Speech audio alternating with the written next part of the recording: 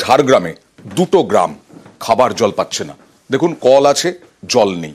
দুটো গ্রাম বঞ্চিত খাবার জল থেকে।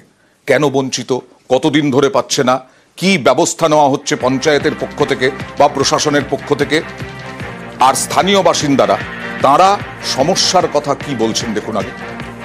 এই যে বাড়িতে বাড়িতে জল দিয়েছে, কবে থেকে জল দিয়েছে? কলগুলো জলেই দেয়নি। কলগুলো কতদিন আগে লাগিয়েছে? হয়ে গেল 6 মাস।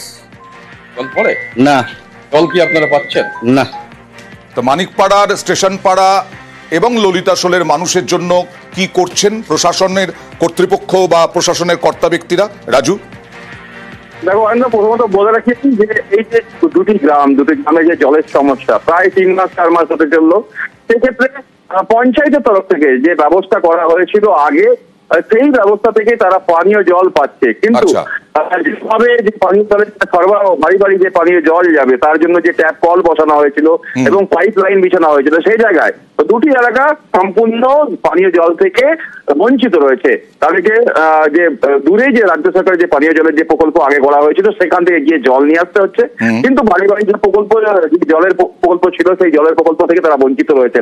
তারা স্থানীয় প্রধানকে জানিয়েছিলেন, স্থানীয় প্রধান যেটা জানাচ্ছেন যে জেলা প্রশাসনকে বারংবার জানাচ্ছেন, এই বিষয় নিয়ে বারংবার বৈঠক হচ্ছে, কিন্তু কোনো সমাধান হচ্ছে না। কারণ এখানে যে কন্ট্রাক্টর কাজ করেছিল মানিকপাড়া স্টেশন পাড়া ললিতাশোলের মানুষের জন্য আমরা দাবি করছি দ্রুত বাড়ি বাড়ি পৌঁছে দেওয়া হোক।